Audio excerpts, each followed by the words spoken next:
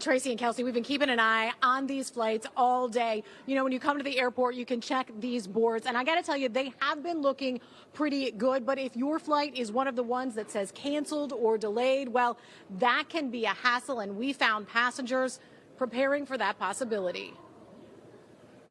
We're just taking our chances, basically. At Philly International, Jim Tapley's preparations for a flight today involved a very early start. We're very confident, and we're only here 4 hours ahead of our flight. They're traveling back to Dallas on the day flight reductions started across the country amid the federal government shutdown. I'm very confident that everything is fine, and we've not received any notice from Southwest. Were you watching to see if you might? Oh yeah, I've been paying attention for 2 days. And going online, making sure they haven't let me know that there might be a problem.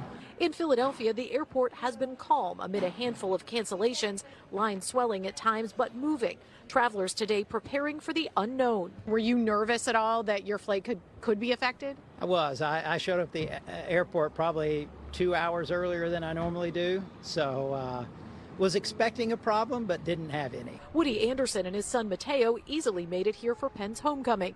While we saw things moving well here, getting where you're going is a journey. The line for TSA was forever. We started out in Columbus, and we were at the airport at 4:30 in the morning, and our flight left at 6:15, and it took that entire time to get through TSA. Jason Roberts made it to Philly, now waiting for a ride.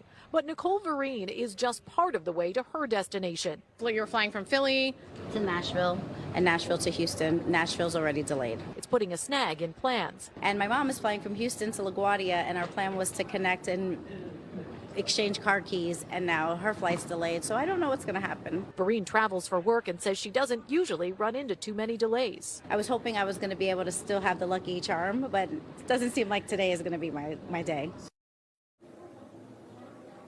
And we know as we look at these flights that we are really only seeing here at the airport part of the impact of all of this, because think about if you checked at home on your computer, on your phone, and you saw your flight was canceled or delayed, maybe you just stayed home and you're there making new travel plans. Live at Philadelphia International Airport, I'm Lauren Mayk, NBC 10 News.